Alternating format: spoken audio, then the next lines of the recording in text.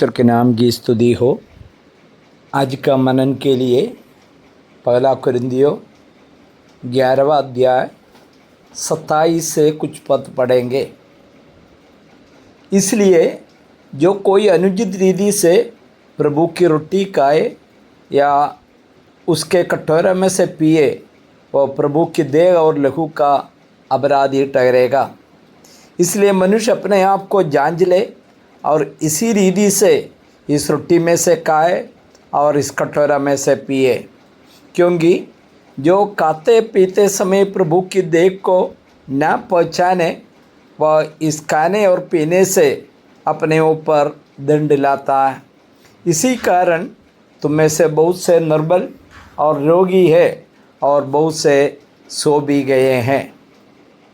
इन पदों में प्रेरित पौलुस ने प्रभुभोज के संबंध में बता रहा है। प्रभुभोज के पवित्रता और गंभीर मगत को पौलुस ने समझाता है। उनका कहना यही है, वो चेतावनी देता है कि अनुचित या अयोग्य रीति से प्रभु की रोटी खाते या कटोरे में से पीने वाला व्यक्ति प्रभु के शरीर और लहू को के अपराधी बनता है, जिसके लिए अपने आप को जांचना जरूरी है। अभी कौन प्रभुभोज से भाग लेना ये भी समझना बहुत ज़रूरी है। क्या जांच करना वो भी ज़रूरी है। कॉमनली ये विश्वास करते हैं सब जगह में, जो मसीह परिवार में जन्म लिया, माँ बाप जो मसीह है, इसके बाद जिन कलीसिया में हैं और शिशु बपतिस्मा के द्वारा जो विश्वास करते कलीसिया का भाग हो गया, कलीसिया अपना कुछ नियम रखा।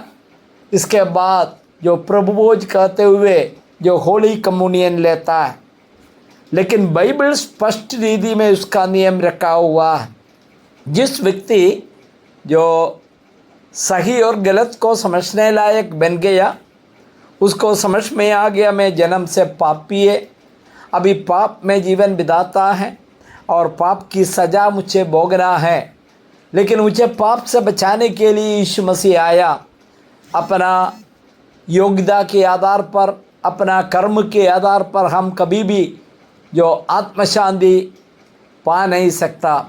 जिस व्यक्ति इसी प्रकार यीशु मसीह को जो हमारे लिए अपने आप को प्रायश्चित किया, हमारा पाप अपने ऊपर लेकर हमारे लिए बलिदान हुआ, उस यीशु मसीह को जिसका मृत्यु हुआ और दफनाया लेकिन तीसरा दिन जी उठा, उनको उद्धारकर्ता और प्रभु के रूप में अंगीकार करते, एकमात्र परमेश्वर के रूप में अंगीकार करते।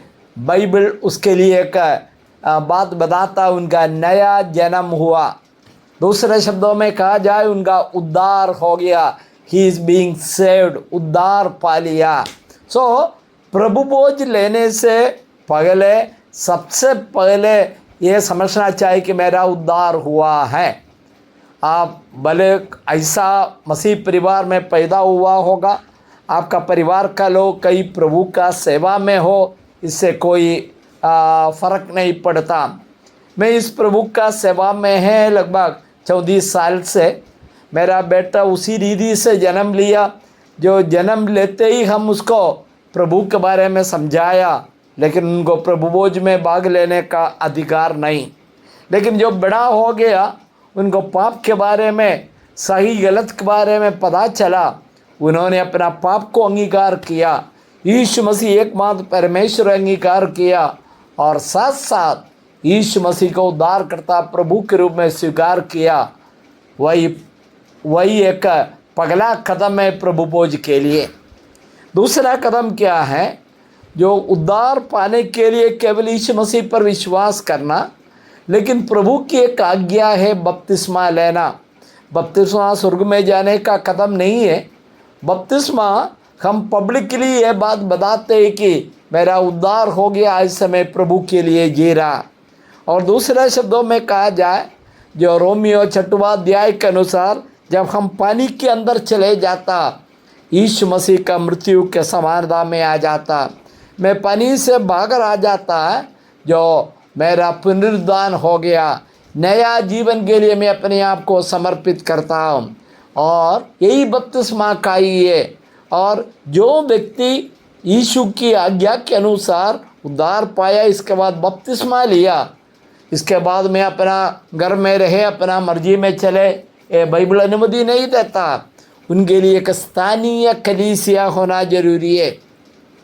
इसी प्रकार उद्धार पाया हुआ, बपतिस्मा लिया हुआ लोगों की एक झुंड है, उसके साथ में जो संगति करते हैं और वहाँ का कलीसिया का भाग हो जाता, उस व्यक्ति ही प्रभु भोज से भाग लेना, यही परमेश्वर का नियम है। और नियम के बगैर कभी कुछ नहीं करना।